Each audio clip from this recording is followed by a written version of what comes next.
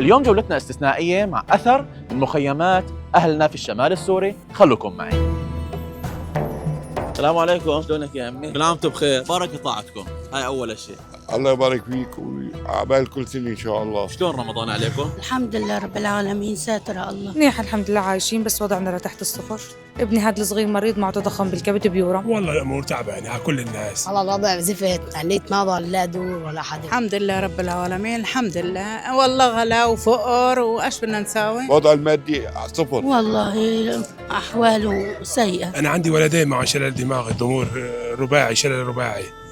هلا مثلا انا كل 6 ايام بدهم 700 دواء، كل 6 ايام 700 دواء مع رقع بجسمه كمان. يعني ما مثلا ماخذوا دواء بحكوا كثير، يعني بياكلوا لحم والاكل. ونحن على بلادنا ما بقى نقدر نرجع لانه بيوتنا تعبانه وكلها خربانه خراب. والله عن خالتك ما عنا بيت. بيتنا ضل في الطياره، بيوتنا مهدمه باركين، ايش بدنا نساوي؟ يعني باركي هون غصب عني، ما في حدا يصرف على اولادي، انا عم بشتغل وبصرف علي. وشوفت عينك جيراني ليك بيوت 3/4 فضيت، واللي ما عنده بيت وين بده يروح؟ بده يضل بارك محله. سورة اللي بتنتهى كل آياتها بحرف السين، كلها بحرف السين. آخرتها آية كلها بحرف السين. شو هي؟ قل أعوذ برب الناس. أعظم سورة في القرآن الكريم.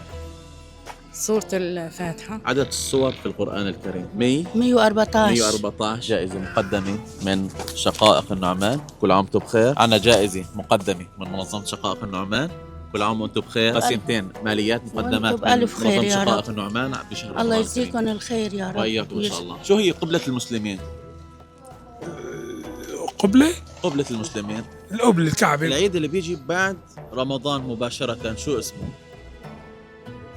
عيد الفطر السعيد. عيد الفطر السعيد. داولني إن شاء الله دايماً داولني المربع تبعي. أبدا. هاي قسيمة مقدمة من منظمة شقائق النعمان، كل عام وانتم داولني بخير. المربع تبعي. الله ان شاء الله حياتك تكون كلها سعاده يا رب. جائزه نقديه من مقدمه من منظمه شقائق النعمان بمناسبه شهر رمضان. قسيمتين مقدمه من منظمه شقائق النعمان بمناسبه شهر الخير، كل عام وانتم بخير يا رب. قسيمتين ماليات مقدمين من منظمه شقائق النعمان بمناسبه شهر رمضان، كل عام وانتم بخير. انتم ان شاء الله يا رب الله الفرج يرزقكم. يكونوا قريب عليكم وعلينا، ونشوفكم بيناتنا بمعرض امين يا رب. قريباً. الله يسلمك ويطول بعمرك.